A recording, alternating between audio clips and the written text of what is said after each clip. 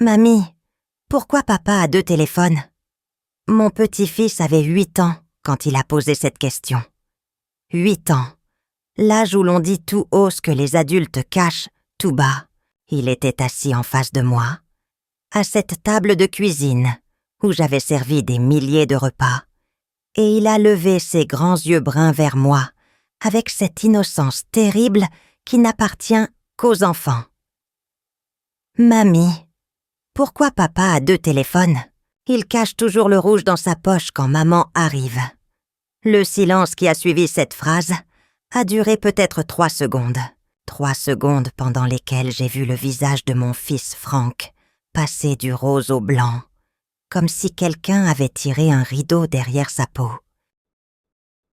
Sa fourchette s'est arrêtée en l'air, entre l'assiette et sa bouche, et pendant ces 3 secondes, j'ai vu dans ses yeux quelque chose que je n'avais jamais vu auparavant. De la peur. Pas de la gêne, pas de la surprise, de la peur pure, celle d'un homme qui vient d'être découvert. Mais ce n'est pas Frank qui m'a glacé le sang ce soir-là. C'est Séverine. Ma belle-fille était assise à côté de Léo. Elle coupait sa viande avec des gestes précis, méthodiques. Quand Léo a posé sa question, elle n'a pas levé les yeux. Elle n'a pas sursauté. Elle a simplement souri. Un sourire lent, contrôlé. Un sourire qui montait depuis un endroit profond et froid. Un sourire qui disait « Je sais. Je sais depuis longtemps. Et ça ne me dérange pas du tout. » Ce sourire m'a fait plus peur que le silence de mon fils. Je m'appelle Monique Vasseur. J'ai 69 ans. Je suis veuve depuis 11 ans. Et ce soir-là, dans ma propre cuisine, devant mon rôti du dimanche, j'ai compris que quelque chose dans ma famille était profondément cassé.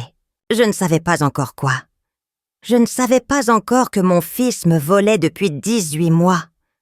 Je ne savais pas que ma belle-fille n'était pas une épouse trompée, mais une complice silencieuse.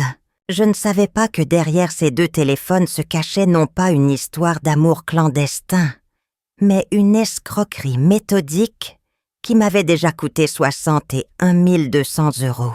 Tout ce que je savais, c'est qu'un enfant de 8 ans venait de poser une question et que les 2 adultes en face de moi avaient réagi comme des coupables.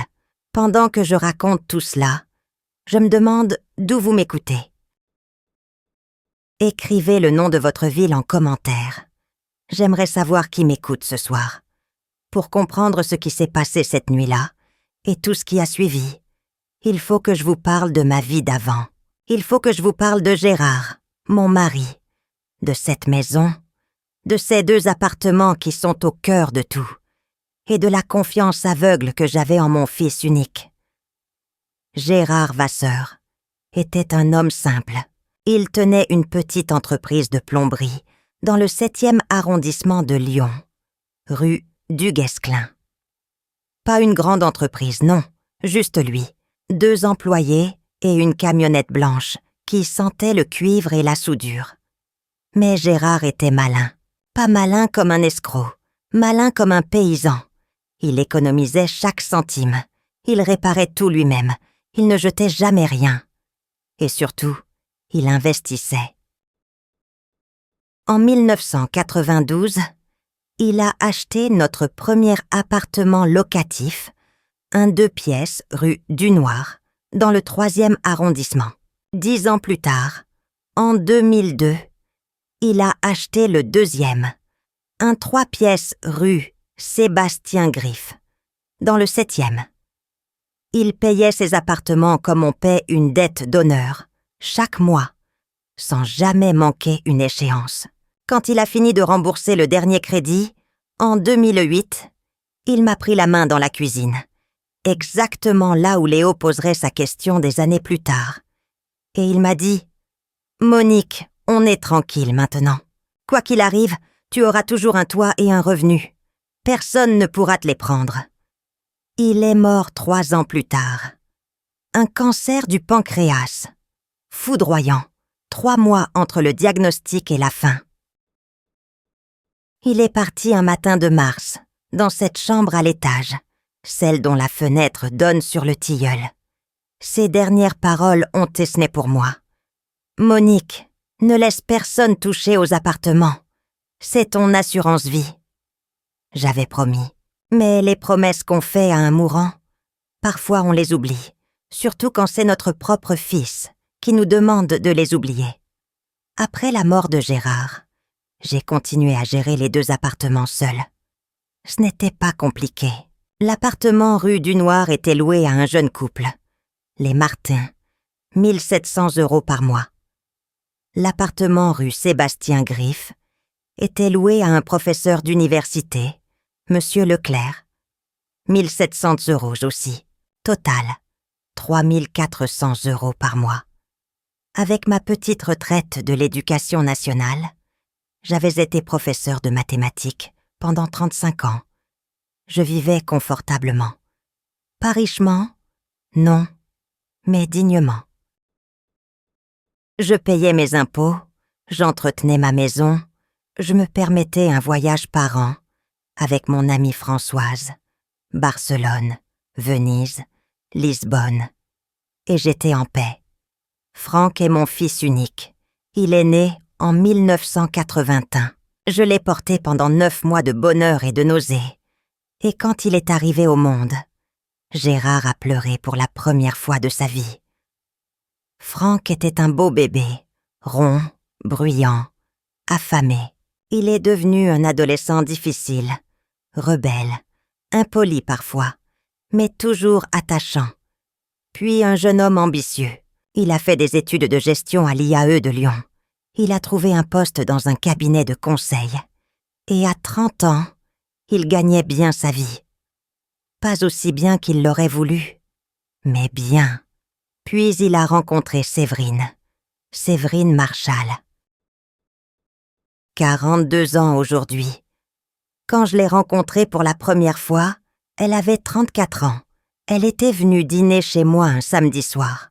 Franck me l'avait présentée avec cette fierté un peu gauche des fils qui veulent impressionner leur mère.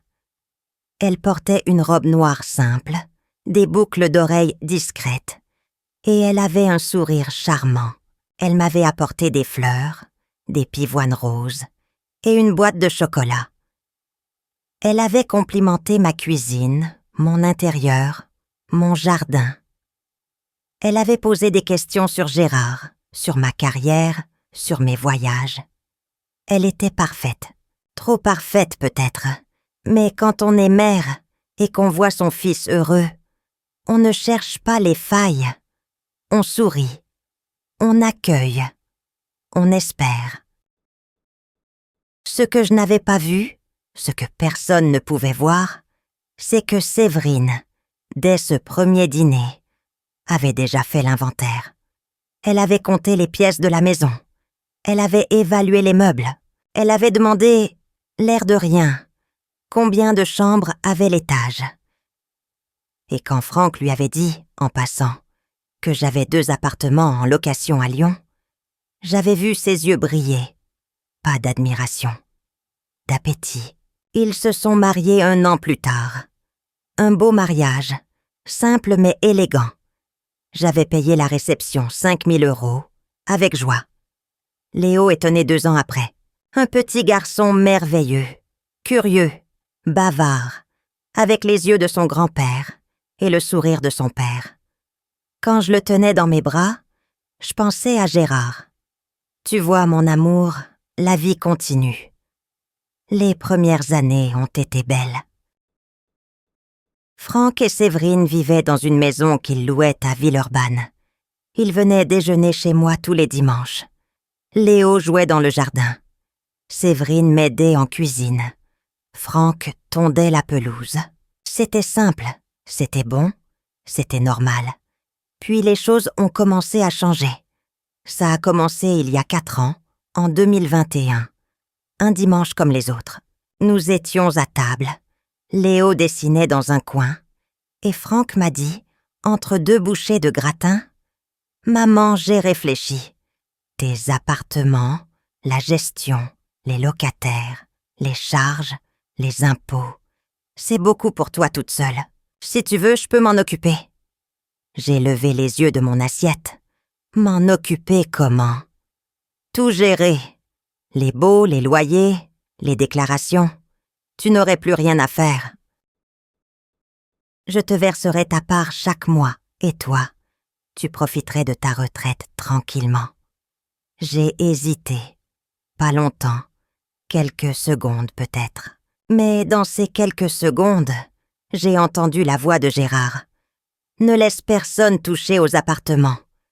Puis j'ai regardé Franck, mon fils, mon unique enfant, et j'ai dit « D'accord, si ça peut t'aider ». Il a souri. Séverine aussi. Et moi, j'ai signé une procuration. Une feuille de papier. Quelques lignes.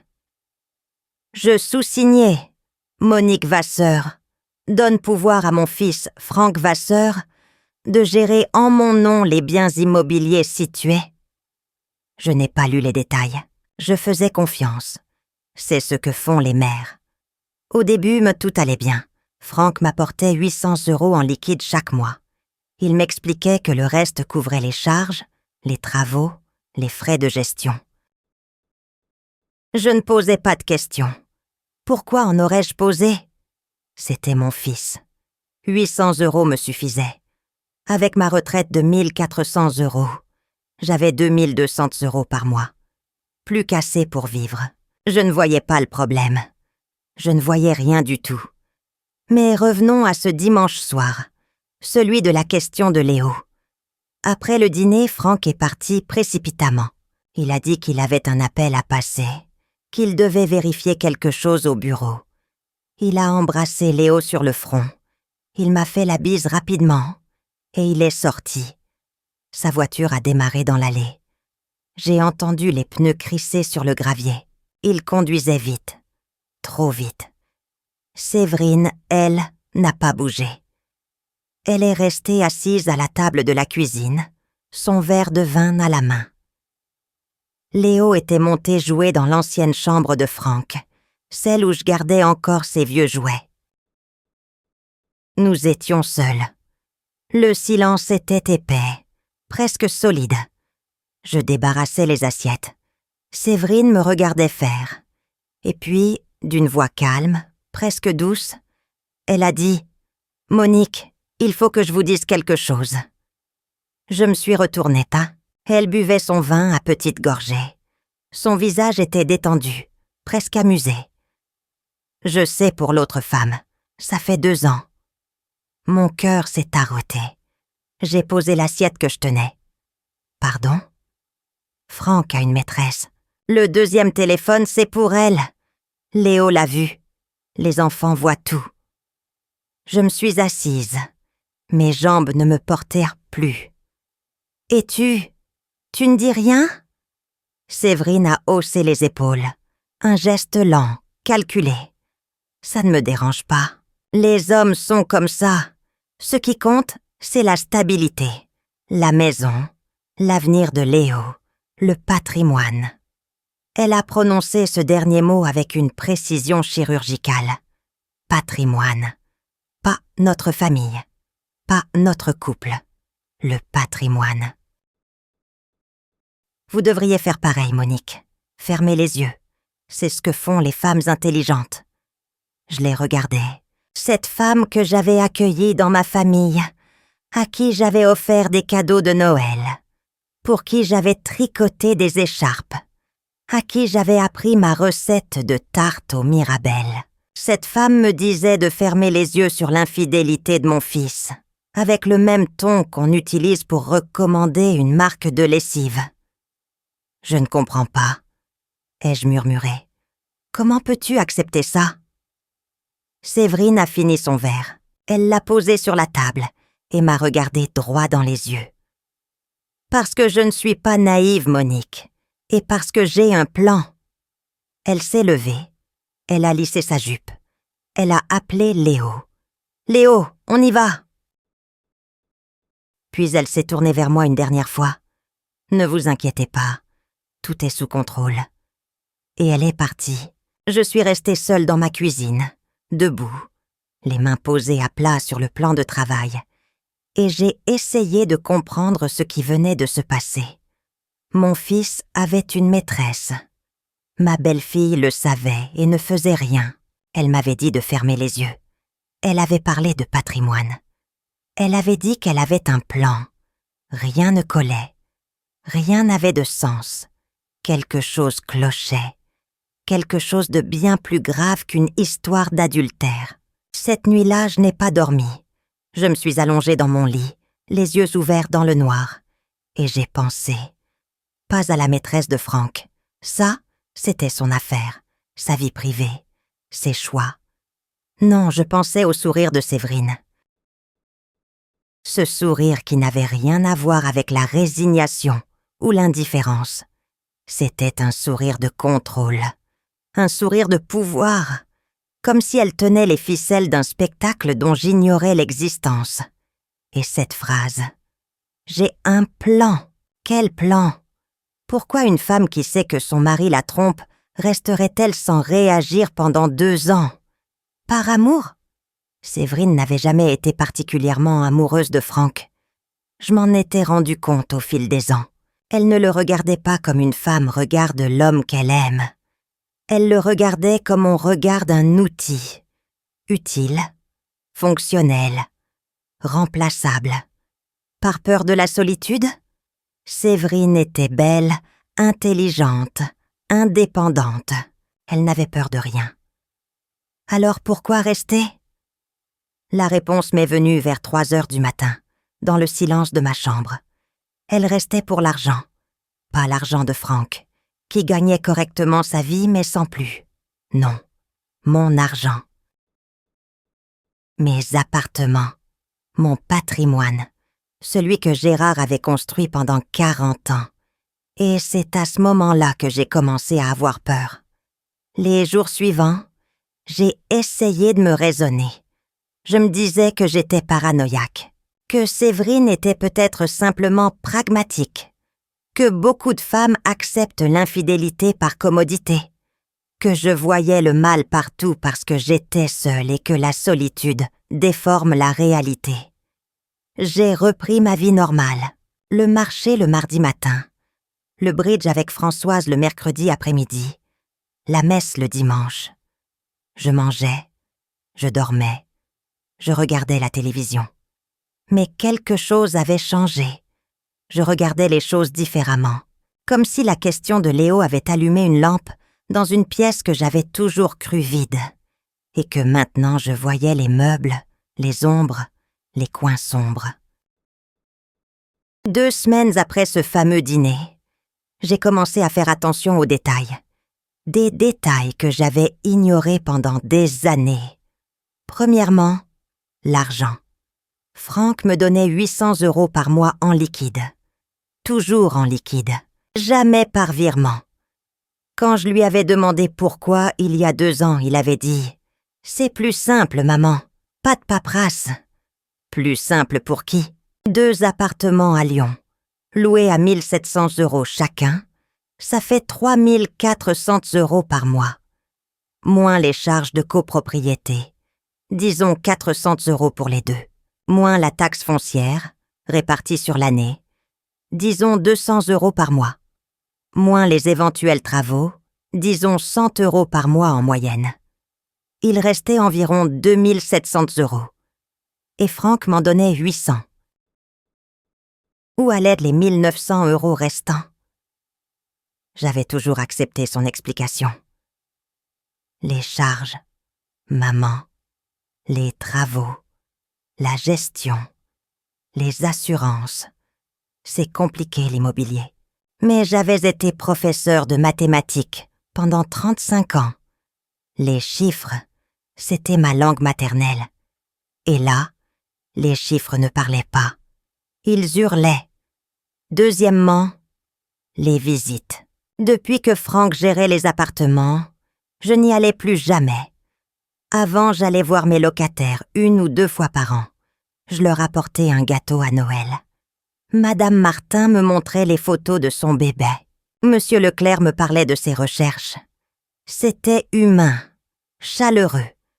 Mais quand Franck avait pris les choses en main, il m'avait dit Maman, ne dérange pas les locataires. C'est moi qui gère. Si tu débarques, ça fait bizarre. » J'avais accepté. Je n'étais pas retournée rue du Noir depuis 3 ans, ni rue Sébastien Griffe. Troisièmement, Séverine. Depuis environ 1 an, elle avait lancé une entreprise, une SARL, appelée Bien vieillir ensemble, service à domicile pour personnes âgées. Aide administrative, accompagnement, coordination médicale. Elle m'en avait parlé avec enthousiasme. C'est un secteur en plein boom, Monique. La population vieillit. Il y a un vrai besoin. Elle m'avait même demandé de signer quelques papiers. Pour l'assurance, Monique. C'est une formalité. Si jamais vous avez besoin de soins un jour, vous serez couverte. J'avais signé, sans lire.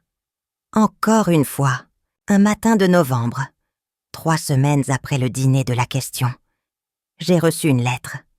Une enveloppe officielle, bleue et blanche, avec le logo de la Direction générale des finances publiques.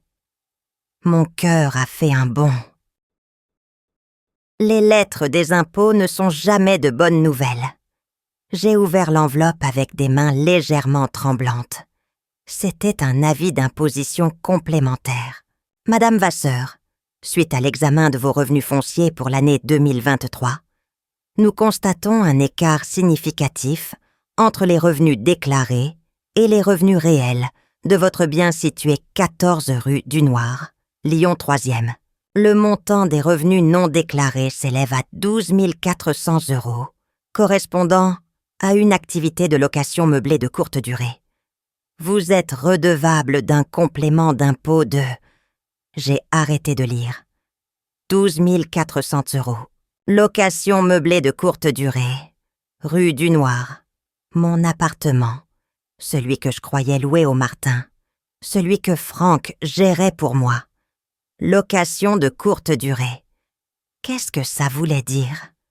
Je ne comprenais pas. J'ai relu la lettre 3 fois. Puis j'ai fait quelque chose que je n'avais pas fait depuis des années. J'ai pris rendez-vous avec un comptable. Pas le comptable de Franck, non.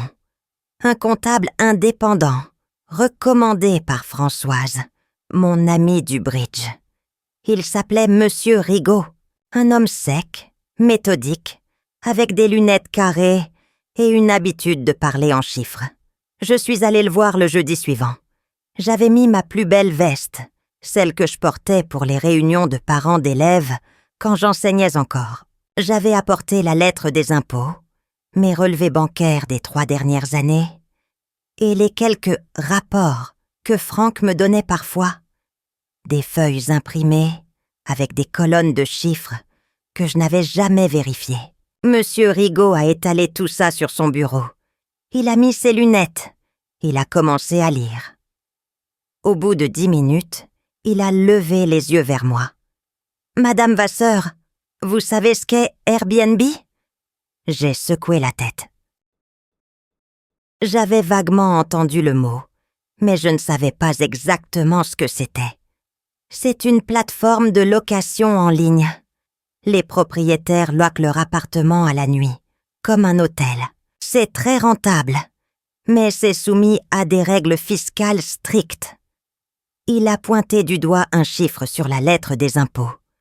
Votre appartement rue du Noir est listé sur Airbnb depuis 18 mois. 247 nuits louées l'année dernière. À votre nom. Mon cœur s'est arrêté. À mon nom. Oui, le compte Airbnb est au nom de Monique Vasseur. Les revenus sont déclarés comme les vôtres. Et d'après l'administration fiscale, vous avez généré 12 400 € de revenus sur cette plateforme l'année dernière. J'ai senti mes mains devenir froides. Mais Monsieur Rigaud, je n'ai jamais utilisé Airbnb de ma vie. Je ne sais même pas comment ça fonctionne. Je n'ai pas d'ordinateur. Il m'a regardé par-dessus ses lunettes. Alors quelqu'un l'a fait à votre place. Quelqu'un qui avait accès à votre identité et à votre bien. Le silence est tombé entre nous. Il a continué. Et ce n'est pas tout. D'après vos relevés bancaires, vous percevez 800 € par mois de votre fils. Mais vos 2 appartements, au prix du marché lyonnais, devraient en générer au minimum 3 400 € mensuels. Si on ajoute les revenus Airbnb, c'est encore plus. Il a posé son stylo. Madame Vasseur, quelqu'un vous prend beaucoup d'argent. J'ai pleuré. Là, dans ce bureau austère, devant cet homme que je connaissais à peine, j'ai pleuré. Pas de colère. Pas encore. De honte. De honte d'avoir été si aveugle, si naïve, si confiante. J'avais été professeur de mathématiques. J'avais passé ma vie à enseigner la logique, le raisonnement, la rigueur. Et je m'étais fait voler par mon propre fils, sans voir les chiffres qui criaient devant mes yeux. Monsieur Rigaud m'a tendu un mouchoir. Il a attendu que je me calme. Puis il a dit, avec cette douceur surprenante que certains hommes froids réservent aux moments graves. « Madame Vasseur, vous n'avez rien fait de mal. Quelqu'un a abusé de votre confiance. Et maintenant, il faut agir. » Agir comment? D'abord, comprendre l'étendue des dégâts. Ensuite, consulter un avocat. Un avocat? Contre mon fils? Contre celui qui vous vole, que ce soit votre fils ou non. Je suis rentrée chez moi ce soir-là dans un état second. La nuit était froide. Lyon en novembre, c'est le brouillard, le gris, les trottoirs mouillés. J'ai marché depuis l'arrêt de bus jusqu'à ma maison. 10 minutes de marche que je connaissais par cœur. Et pendant ces 10 minutes, j'ai pensé à Gérard. À ses mains calleuses qui sentaient le cuivre. À sa voix grave qui résonnait dans la cuisine quand il rentrait le soir. À cette phrase qu'il avait répétée si souvent. « Monique, ne laisse personne toucher aux appartements. » J'avais trahi sa confiance. J'avais donné les clés de tout ce qu'il avait construit à notre fils. Et notre fils les avait données à une femme qui ne voyait en nous qu'un portefeuille. En arrivant chez moi, j'ai fait quelque chose que je n'avais pas fait depuis la mort de Gérard. Je suis allée dans son bureau, une petite pièce au fond du couloir, que je n'avais pas touchée depuis 11 ans. Tout était resté en place. Son bureau en chêne, sa chaise pivotante qui grinçait, son calendrier de 2013 encore accroché au mur, ses stylos dans un pot en céramique que Franck avait fait à l'école primaire. Et dans le tiroir du bas, sa vieille sacoche en cuir marron, celle où il rangeait tous ses documents. Je l'ai ouverte. L'odeur du cuir m'a saisie. C'était l'odeur de Gérard. Forte, rassurante, réelle. J'ai sorti les papiers un par un. Les actes de propriété des 2 appartements. Les anciens baux locatifs, tapés à la machine. Les relevés de charges. Les avis d'imposition. Tout était là, classé, ordonné, avec l'écriture nette et précise de mon mari. Chaque feuille portait une note manuscrite dans la marge, une habitude de Gérard. Payé le 15 mars, vérifié. OK. Travaux toiture, devis accepté, 3200 F. Nouveau locataire, Monsieur Besson. Caution reçue. J'ai passé la nuit dans ce bureau, entouré de papier jauni. Et j'ai fait ce que Gérard aurait fait. J'ai sorti un cahier neuf, un de ces grands cahiers à spirale que j'utilisais pour préparer mes cours, et j'ai commencé à noter. Colonne par colonne, mois par mois, les loyers que je devais recevoir, les loyers que je recevais vraiment, la différence. Et à mesure que les colonnes se remplissaient, la vérité est apparue, nue, brutale, mathématique. En 18 mois, entre avril 2022 et octobre 2023, Franck m'avait versé 14 400 €, 800 € par mois. Pendant la même période, les 2 appartements avaient été générés au minimum 61 200 € de loyer, sans compter les revenus Airbnb. La différence, 46 800 €, avait disparu, quelque part, dans les poches de quelqu'un. Et si on ajoutait les revenus Airbnb, 12 400 €, rien que l'année dernière, le total dépassait les 60 000 €. 60 000 €, l'équivalent de 5 ans de retraite. L'équivalent de tout ce que Gérard avait économisé en 10 ans de travail acharné. Volatilisé. J'ai posé mon stylo. J'ai regardé les chiffres. Et pour la première fois depuis cette nuit, la tristesse a fait place à autre chose. Pas de la colère, non, pas encore. Quelque chose de plus froid, de plus dur, de la détermination. Je ne savais pas encore comment, mais j'allais comprendre où était passé cet argent. Et je n'allais pas en parler à Franck. Pas tout de suite. Parce que j'avais compris quelque chose cette nuit-là, dans le bureau de Gérard, entouré de ses papiers et de son odeur de cuir. Quand on veut découvrir la vérité, on ne prévient pas le menteur. Le lendemain matin, j'ai appelé Françoise. Nous nous connaissions depuis 40 ans. Elle avait été professeure d'histoire dans le même lycée que moi. Nous avions traversé ensemble les promotions, les retraites, les deuils, les joies. Françoise était la seule personne au monde en qui j'avais une confiance absolue. « Françoise, j'ai besoin de ton aide. Qu'est-ce qui se passe? Tu as une voix bizarre, une voix bizarre. Il se passe que mon fils me vole. » Silence au bout du fil. Puis, « Viens chez moi tout de suite. » Je suis allée chez elle.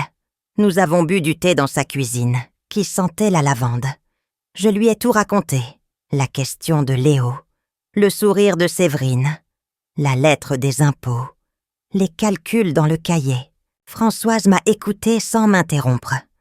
Quand j'ai eu fini, elle a posé sa tasse et m'a dit « Monique, tu te souviens de Geneviève Dorval ?» Bien sûr que je me souvenais de Geneviève, l'ancienne notaire de Gérard, celle qui avait rédigé les actes d'achat des 2 appartements. Elle était à la retraite maintenant, mais elle vivait toujours à Lyon. « Appelle-la », a dit Françoise. « Si quelqu'un peut t'aider à comprendre ce qui se passe, c'est elle. » J'ai appelé Geneviève le soir même. Sa voix n'avait pas changé, grave, posée, avec cet accent lyonnais discret qui roulait les syllabes comme des galets.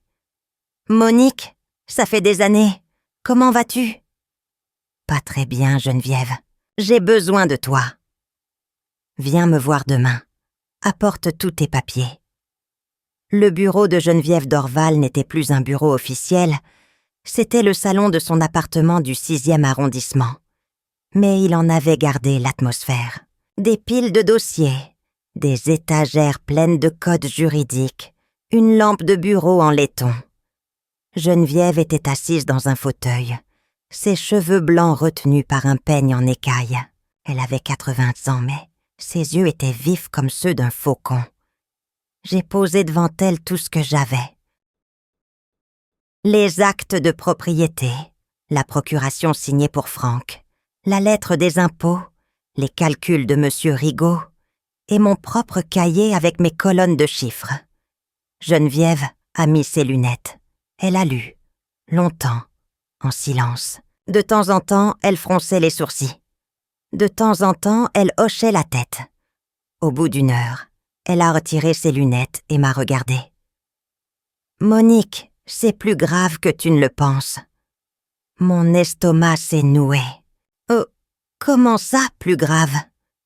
La procuration que tu as signée donne à Franck un pouvoir de gestion très large. Il peut signer des baux, encaisser des loyers et même conclure des contrats de location de courte durée en ton nom. Ce qu'il a fait avec Airbnb est légal au regard de la procuration. Mais ce qui n'est pas légal, c'est de détourner les revenus. Elle a pointé du doigt un passage de la procuration. Regarde ici. Il est stipulé que tous les revenus doivent être versés sur le compte du mandant, c'est-à-dire toi. Or, d'après tes relevés bancaires, tu ne reçois que 800 € par mois en liquide. Le reste va ailleurs. Où? C'est ce qu'il faut découvrir. Mais j'ai une idée. Elle a sorti un carnet et a griffonné un nom. Maître Renaud Castex. C'est un avocat spécialisé en droit patrimonial et en abus de confiance. C'est le meilleur de Lyon. Il est cher, mais il est implacable. Appelle-le de ma part. J'ai quitté Geneviève avec ce nom griffonné sur un bout de papier. Maître Renaud Castex. En marchant vers l'arrêt de bus, j'ai senti quelque chose de nouveau dans ma poitrine. Pas de la peur, pas de la tristesse. Quelque chose qui ressemblait à du courage. Le courage froid et méthodique d'une femme de 69 ans, qui venait de comprendre qu'elle n'avait plus le luxe de la naïveté. J'ai appelé Maître Castex le lendemain. Sa secrétaire m'a donné un rendez-vous pour le lundi suivant. Apportez tous vos documents, Madame Vasseur. Tout. Même ce qui vous semble sans importance. Le lundi, j'y étais. Son cabinet était situé dans le 2e arrondissement, près de la place Bellecour. Un immeuble haussmannien, un escalier en pierre, une plaque en laiton. Maître Castex était un homme d'une 50aine d'années, grand, mince, avec des tempes grisonnantes et un regard qui ne sciait jamais. Il m'a fait asseoir, il a commandé du café, et il m'a dit « Racontez-moi tout depuis le début, ne laissez rien de côté. » J'ai parlé pendant 1 heure. Il ne m'a pas interrompu une seule fois. Quand j'ai eu fini, il a ouvert les documents que j'avais apportés et les a examinés un par un. Il prenait des notes. Il surlignait des passages. De temps en temps, il fronçait les sourcils. Au bout de 2 heures, il a levé les yeux. « Madame Vasseur, je vais être direct avec vous. Je vous en prie. Votre fils et votre belle-fille vous volent, et ils le font de manière organisée, méthodique, depuis au moins 18 mois. Entendre ces mots prononcés par un professionnel, avec cette gravité, cette certitude, c'était comme recevoir un coup de poing dans l'estomac. Je le savais déjà, bien sûr, mais le savoir et l'entendre dit à voix haute par un avocat, ce n'est pas la même chose. Je vais avoir besoin de quelques jours pour obtenir des informations supplémentaires.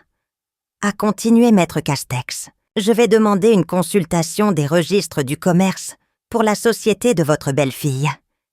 Et je vais avoir besoin que vous fassiez quelque chose pour moi. Quoi? Rien. Absolument rien. Ne changez rien à votre comportement. Ne posez pas de questions à votre fils. Ne confrontez pas votre belle-fille. Continuez à accepter les 800 € en liquide. Faites comme si de rien n'était. Mais pourquoi? Parce que si vous les alertez maintenant, ils auront le temps de faire disparaître les preuves. Et sans preuve, nous n'avons rien. Faire comme si de rien n'était. C'est facile à dire quand on est avocat. C'est autre chose quand on est une mère qui doit regarder son fils dans les yeux en sachant qu'il vous ment à chaque respiration. Le dimanche suivant, Franck et Séverine sont venus déjeuner comme d'habitude. J'ai préparé un poulet rôti avec des pommes de terre. Léo a joué dans le jardin. Franck m'a embrassé sur la joue. « Ça va, maman? Tu as l'air fatiguée? »« Ça va. J'ai mal dormi. C'est tout. Tu devrais voir le médecin. » À ton âge, le sommeil, c'est important. À ton âge. Cette phrase, il la disait de plus en plus souvent. Comme si mon âge était un problème, une faiblesse, une excuse pour ne pas me prendre au sérieux. Séverine, elle, m'a apporté un petit cadeau, un foulard en soie. J'ai pensé à vous en le voyant, Monique. Il ira bien avec votre manteau gris. J'ai souri. J'ai dit merci. J'ai mis le foulard autour de mon cou, et pendant tout le repas, j'ai souri, j'ai servi, j'ai écouté Franck parler de son travail et Séverine parler de sa société. Bien vieillir ensemble prend de l'ampleur, Monique. On a 3 nouveaux clients ce mois-ci. C'est formidable, ai-je dit. Et dans ma tête, je me suis demandé si ces clients existaient vraiment ou s'ils n'étaient qu'une façade pour blanchir l'argent de mes appartements. Après le repas, Franck m'a tendu une enveloppe. 800 € en billets de 50, comme chaque mois. Voilà, maman, les loyers de novembre, moins les charges. J'ai pris l'enveloppe. J'ai compté les billets. 16 billets de 50 €. Et j'ai pensé aux 2600 € manquants, aux 61 200 € évaporés en 18 mois. Et j'ai souri. Merci, mon chéri. Avez-vous déjà été trahi par quelqu'un en qui vous aviez une confiance absolue? Racontez-moi dans les commentaires. J'aimerais vous lire. Les jours suivants, Maître Castex a travaillé. Il a obtenu les statuts de la SARL, Bien vieillir ensemble. Il a consulté les registres du commerce. Il a demandé des extraits bancaires via une procédure judiciaire. Et ce qu'il a découvert était pire que tout ce que j'avais imaginé. Il m'a convoqué un jeudi matin. En arrivant dans son bureau, j'ai vu qu'il avait étalé des documents sur toute la surface de sa table de réunion. Des feuilles, des graphiques, des relevés bancaires soulignés au stabilo jaune. Il m'a fait asseoir et il a commencé.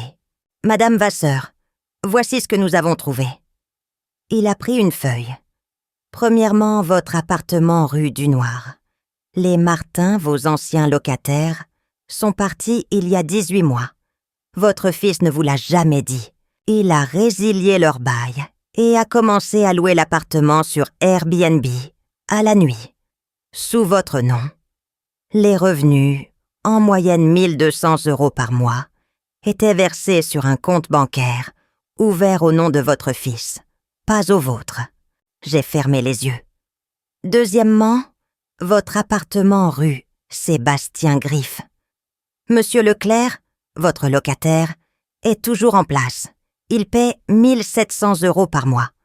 Mais il ne les paie pas à vous. Il les paie à une société. Devinez laquelle? Bien vieillir ensemble. Exactement. Votre fils a modifié le bail il y a 1 an en indiquant que le propriétaire avait confié la gestion locative à cette société. Le loyer est versé directement sur le compte de la SARL. Mon estomac s'est retourné. Troisièmement, et c'est le plus grave, Maître Castex a posé devant moi un document que je n'avais jamais vu. Bien vieillir ensemble émet des factures mensuelles à votre nom pour des services d'aide à domicile, d'accompagnement administratif et de coordination médicale. 3 400 € par mois. J'ai regardé les factures. Mon nom était bien là.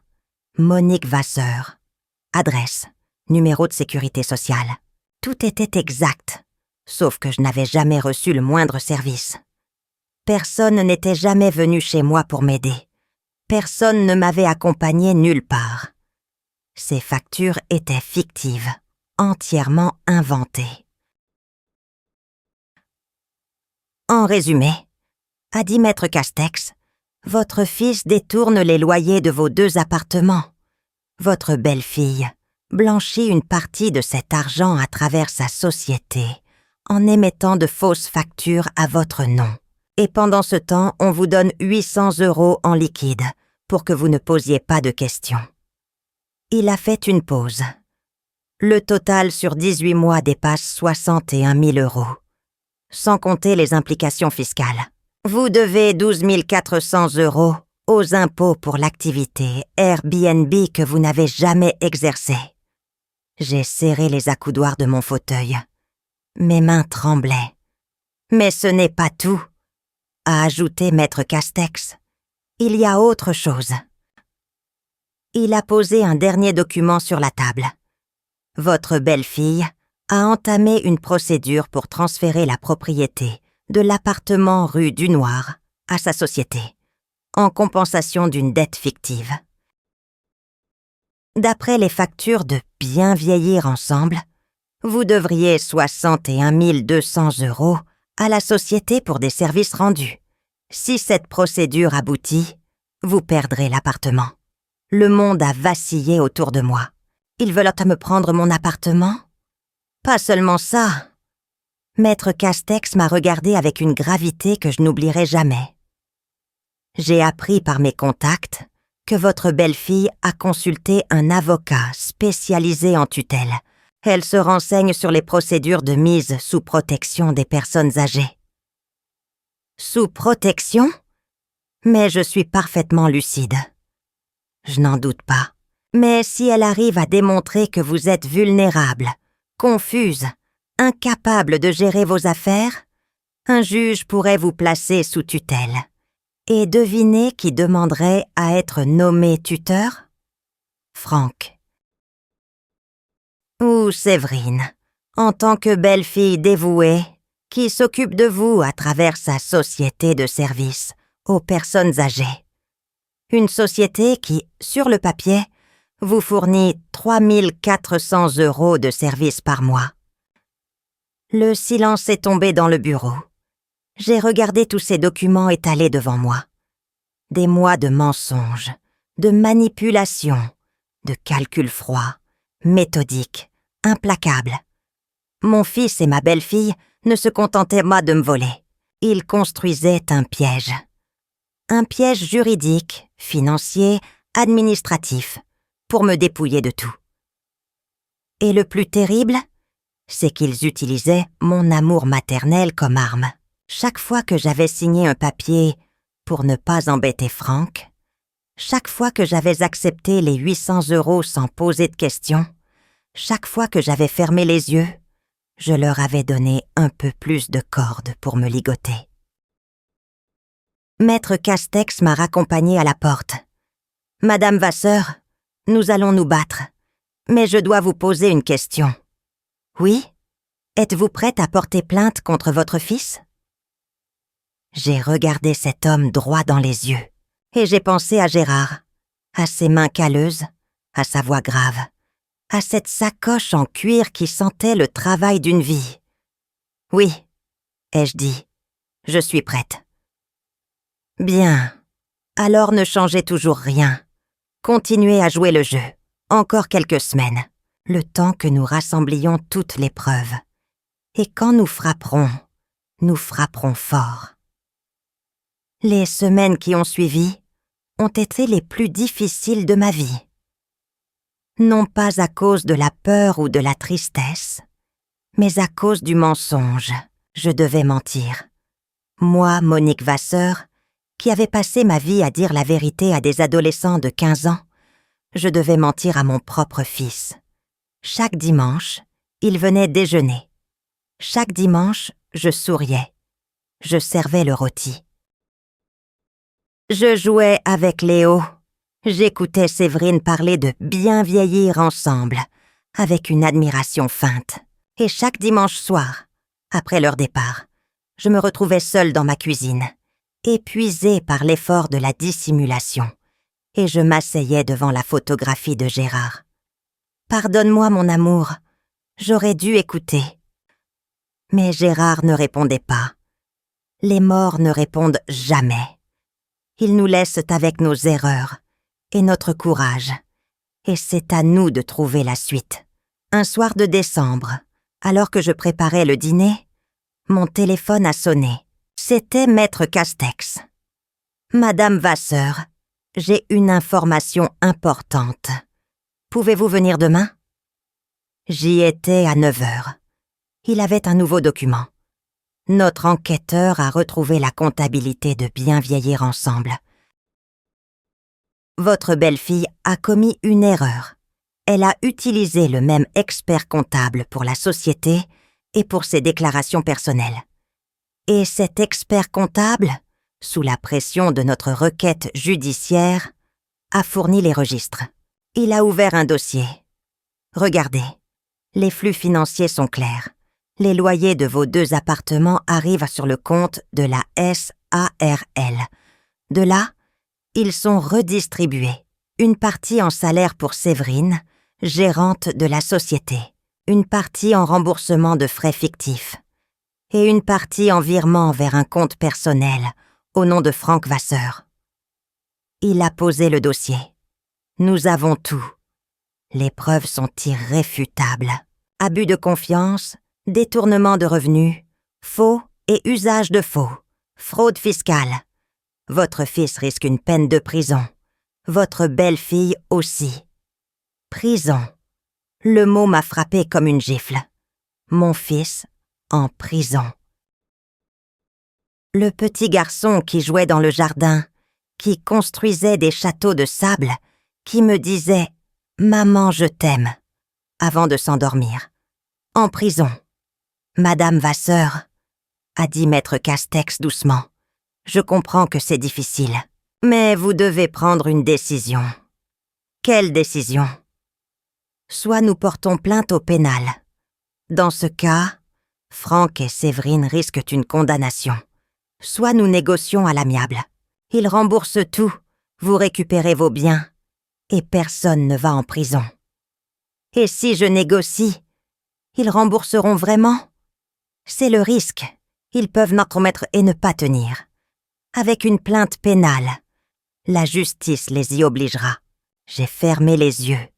J'ai pensé à Léo, à ses 8 ans, à ses grands yeux bruns, à sa question innocente qui avait tout déclenché.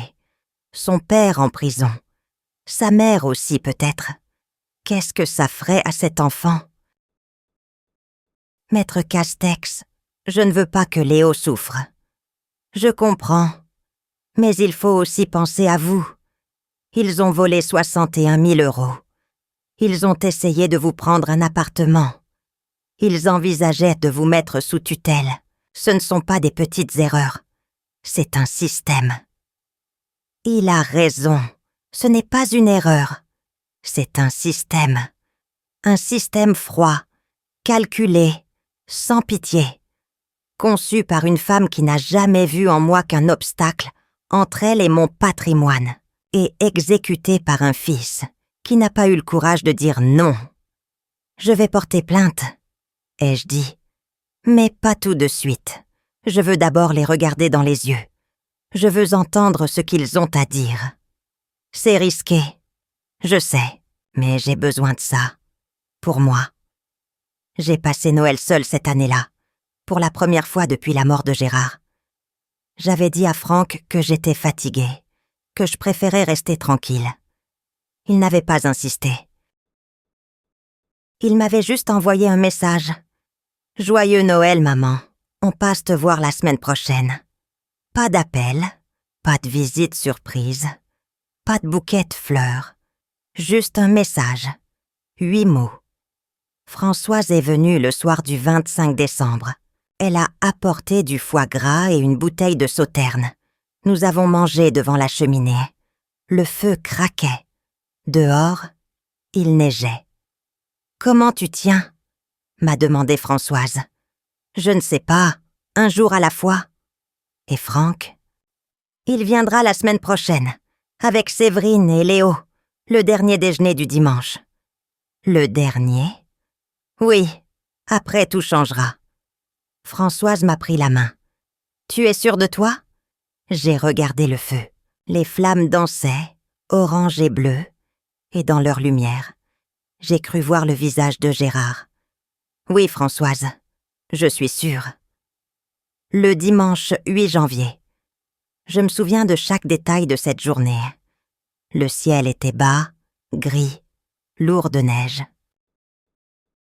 Il faisait -2 dehors. J'ai commencé à cuisiner à 9 h du matin. Un veau rôti, un gratin dauphinois, une salade d'endives aux noix. Et en dessert, une tarte aux mirabelles. La recette de Gérard, celle qu'il avait apprise de sa mère et qu'il préparait chaque dimanche quand Franck était petit. La pâte brisée faite maison, les mirabelles dorées, le sucre vanillé. L'odeur remplissait toute la maison. En cuisinant, je pensais à ce qui allait se passer. J'avais tout préparé. Dans le tiroir de la commode du salon, il y avait une chemise cartonnée bleue. Dedans, les copies de toutes les preuves que maître Castex avait rassemblées. les relevés bancaires, les factures fictives, les statuts de la SARL, le bail modifié de M. Leclerc. L'annonce Airbnb de l'appartement rue du Noir, imprimée avec ma photo que je n'avais jamais donnée et une description que je n'avais jamais écrite. Tout était là, et dans mon sac, posé sur la chaise de l'entrée, il y avait mon téléphone. Maître Castex était en attente. Il m'avait donné un numéro à appeler quand je serais prête. Un huissier de justice, et lui-même attendait à 20 minutes en voiture. Ils sont arrivés à midi. Franck portait un pull bleu marine, celui que je lui avais offert à Noël 2 ans plus tôt. Séverine avait mis du rouge à lèvres, ce qui était inhabituel pour un dimanche. Léo tenait un dessin à la main. « Mamie, regarde ce que j'ai fait à l'école. C'est toi et moi dans ton jardin. » J'ai pris le dessin. 2 personnages sous un arbre, un grand et un petit, avec un soleil jaune énorme et des fleurs partout. J'ai senti ma gorge se serrer. C'est magnifique, mon chéri. Je vais l'accrocher dans la cuisine. Nous nous sommes installés à table. J'ai servi le veau. Franck a ouvert une bouteille de vin. Un Côte-du-Rhône, maman. Je sais que tu aimes. Merci, mon chéri. Le repas a commencé. Franck parlait de son travail. Séverine parlait de ses projets. Léo racontait une histoire de dinosaure qu'il avait apprise à l'école. Je souriais. J'écoutais. Je servais. Et dans ma tête, je comptais les minutes. Le dessert est arrivé. J'ai posé la tarte aux mirabelles sur la table. Franck a écarquillé les yeux. « La tarte de papa !»« Oui. Ça fait des années que tu ne l'as pas faite. »« Je sais. Aujourd'hui, j'ai eu envie. J'ai coupé les parts. J'ai servi. Léo a dévoré la sienne en 3 bouchées. C'est trop bon, mamie. » Séverine a pris une petite bouchée, comme toujours. Elle mangeait peu, contrôlait tout, même ses portions. Franck, lui, mangeait avec appétit. Il souriait. Et j'ai pensé, c'est peut-être la dernière fois que je le vois sourire comme ça. J'ai attendu que Léo ait fini son dessert. Puis j'ai dit, « Léo, mon chéri, tu veux aller jouer dans le salon ? Il y a tes Legos dans le placard. » Oui, il est parti en courant. J'ai entendu le bruit des pièces de Lego se répandre sur le sol du salon. Et nous sommes restés à 3 autour de la table. Franck, Séverine et moi. J'ai bu une gorgée de vin. J'ai posé mon verre. Et j'ai dit, d'une voix que je ne me connaissais pas, calme, basse, sans trembler. « Franck, j'ai une question. » Il a levé les yeux. « Oui, maman. C'est quoi bien vieillir ensemble ?» Le silence. Pas un silence normal. Un silence qui craque, qui vibre, qui se remplit de quelque chose de lourd et de dangereux. Séverine a posé sa fourchette. Lentement. Franck m'a regardé. Ses yeux ont changé. Le sourire a disparu. Le masque est tombé. C'est la société de Séverine, maman. Je te l'ai déjà dit. Pour les personnes âgées. Et moi, je suis une de ces personnes âgées ? Silence. Oh, parce que d'après les factures que j'ai vues, vous me facturez 3 400 € par mois pour des soins que je n'ai jamais reçus. Séverine a pâli.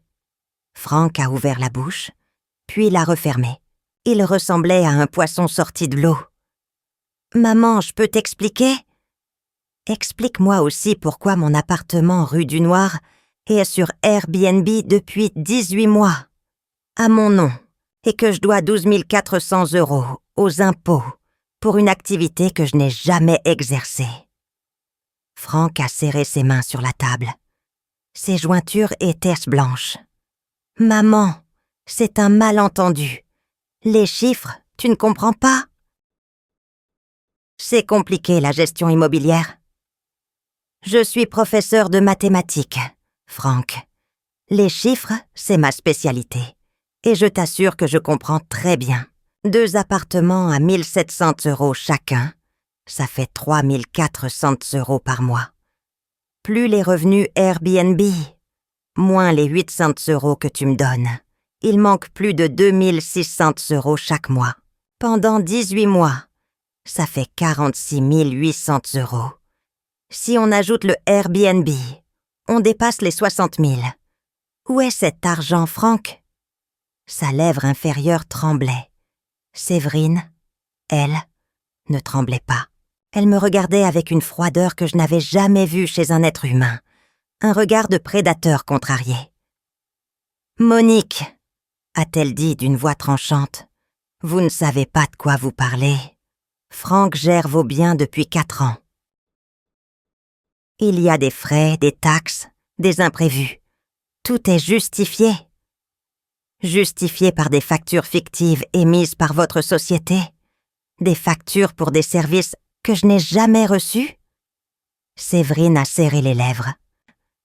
Ce sont des services préventifs, de la planification, de la coordination. De la coordination de quoi? Personne n'est jamais venu chez moi. Personne ne m'a jamais appelé. Personne ne m'a jamais proposé le moindre service. Je me suis levée, j'ai marché jusqu'à la commode du salon. J'ai ouvert le tiroir. J'ai sorti la chemise cartonnée bleue. Je suis revenue à la table. J'ai posé la chemise devant eux. Tout est là. Les relevés bancaires de la SARL. Les factures à mon nom. Le bail modifié de Monsieur Leclerc. L'annonce Airbnb avec ma photo. Les virements de votre société vers vos comptes personnels. Mon avocat a tout. Le silence qui a suivi a duré peut-être 10 secondes. 10 secondes pendant lesquelles j'ai vu le monde de Franck et Séverine s'effondrer. Séverine a saisi la chemise. Elle l'a ouverte. Elle a feuilleté les documents. Ses mains tremblaient. Pour la première fois depuis que je la connaissais, elle tremblait. Franck, lui, ne bougeait pas. Il fixait la table. Sa mâchoire était serrée. « Maman !» a-t-il murmuré. « Maman, écoute. » « Non, Franck, c'est toi qui vas écouter. » Ma voix était ferme, plus ferme qu'elle ne l'avait jamais été. C'était la voix de la professeure Vasseur, celle qui faisait taire une classe de 30 adolescents d'un seul mot. C'était la voix de la femme de Gérard, celle qui tenait les comptes pendant qu'il réparait les tuyaux. C'était ma voix. « Tu m'as volé. Pendant 18 mois, tu as détourné les loyers de mes appartements. Tu as saccagé un bail que ton père avait mis en place. Tu as créé un compte Airbnb à mon nom sans me le dire. Tu as laissé ta femme émettre des factures fictives pour une société bidon. Et tu m'as donné 800 € par mois en pensant que je ne compterais jamais. Maman, j'ai fait ça pour ma famille, pour Léo, pour nous donner une meilleure vie. Non, Franck, tu as fait ça pour elle. J'ai regardé Séverine. Elle avait refermé la chemise. Son visage était de marbre. Et vous, Séverine, vous n'attendiez pas que je meure pour hériter. Vous preniez l'héritage d'avance. Elle n'a pas répondu. Elle m'a simplement fixé avec ce regard froid, calculateur, celui que j'avais vu le soir de la question de Léo. Sauf que cette fois, il n'y avait plus de sourire. « Monique, a-t-elle finalement dit, vous ne ferez rien. Parce que si vous portez plainte, c'est Franck qui ira en prison, votre propre fils. Et Léo n'aura plus de père. Vous êtes prête à faire ça? » C'était sa dernière carte, son dernier atout. Léo, l'arme ultime contre une grand-mère. Pendant un instant, un bref instant, j'ai vacillé. Léo, mon petit-fils, ses grands yeux bruns, son dessin de nous deux dans le jardin, son innocence. Et puis j'ai pensé à Gérard, à ses mains calleuses, à sa voix grave. Ne laisse personne toucher aux appartements. J'ai sorti mon téléphone de ma poche. J'ai composé le numéro. Une sonnerie. 2. Maître Castex? C'est Monique Vasseur. Vous pouvez venir. Franck s'est levé d'un bond. Qu'est-ce que tu fais? C'est qui? Un avocat? Tu as un avocat? Oui. Maman, ne fais pas ça. On peut s'arranger. Je te rembourserai. Tout. Je te promets. Tu me promets comme tu m'as promis de bien gérer mes appartements. Il a blêmi. Séverine, elle, avait déjà pris son sac. Elle se levait. Je m'en vais. Cette conversation est ridicule. Asseyez-vous, Séverine. Ma voix était si dure qu'elle s'est figée. Asseyez-vous, parce que dans 20 minutes, un avocat et un huissier de justice seront ici. Et si vous partez maintenant, ça n'arrangera rien. Les documents sont déjà déposés. Elle s'est rassise, lentement, comme un animal qui comprend que le piège s'est refermé.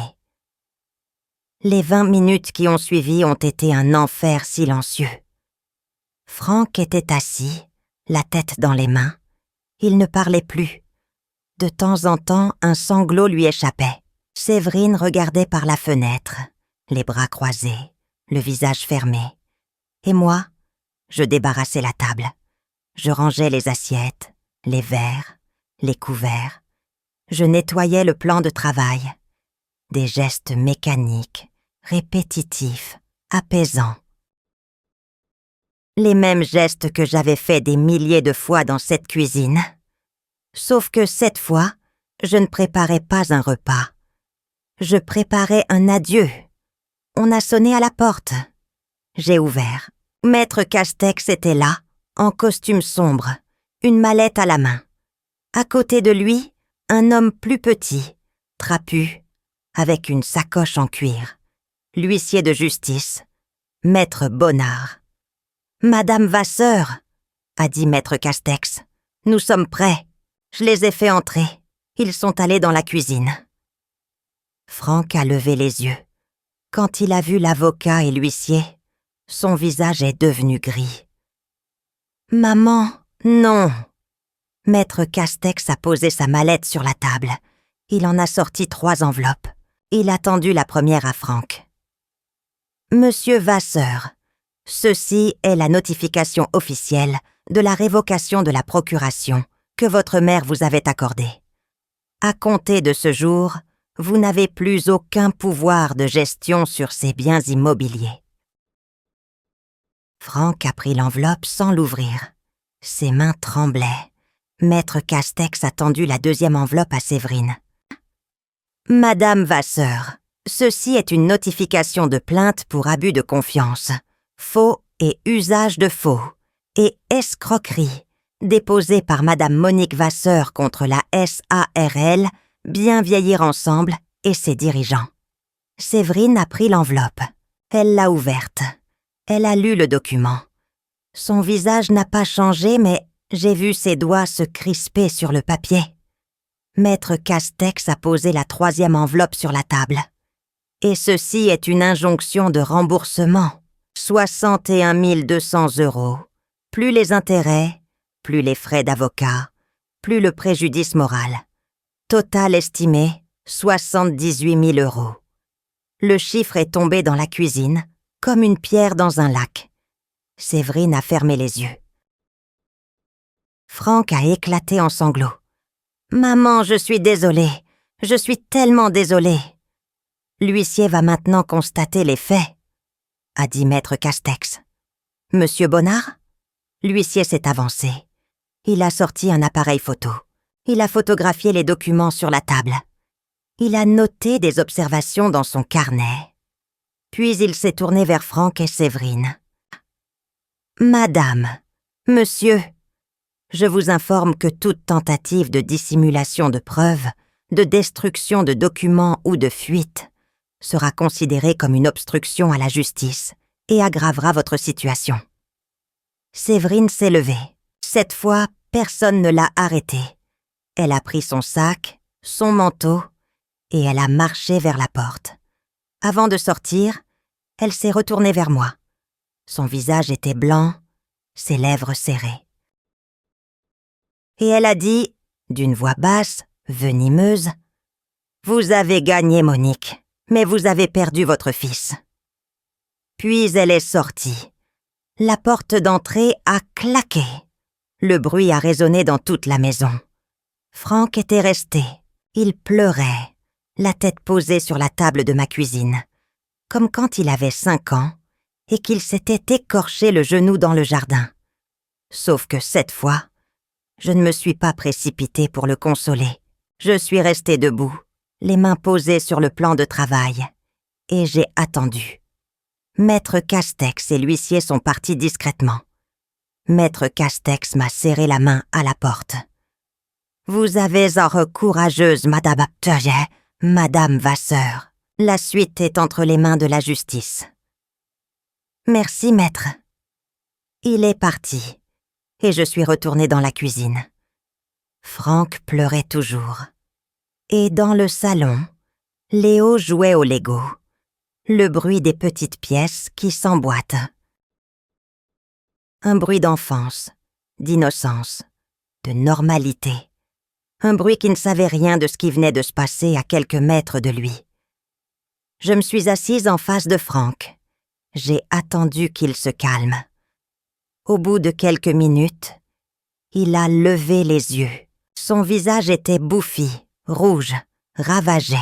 « Maman, je peux t'expliquer ?» ?»« Explique. » C'est Séverine. Tout vient d'elle. L'idée de la société, les factures, le Airbnb, tout. Elle m'a convaincue. Elle m'a dit que c'était un investissement, que l'argent reviendrait, que tu n'en avais pas besoin, que tu vivais bien avec ta retraite. Et tu l'as cru? Oui. Non, je ne sais pas. Au début, c'était juste un arrangement temporaire. On avait besoin d'argent pour la maison, pour Léo, pour l'école privée.